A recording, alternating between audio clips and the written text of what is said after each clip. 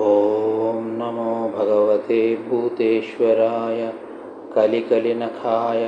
रौद्रद्रंष्ट्रकराळवक्त्राय त्रिनयनाय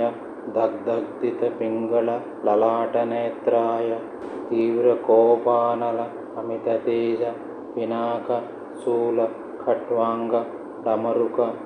धनुर्बाण मुद्गरा भयदण्ड त्रास मुद्रा वेधनं भरितायुधाय कोदण्डमण्डिताय कपिलजटा जूटार्धचन्द्रधारिणे भस्मरागरञ्जितविग्रहाय उग्रफणि कालकूटाटोपमण्डितकंसदेशाय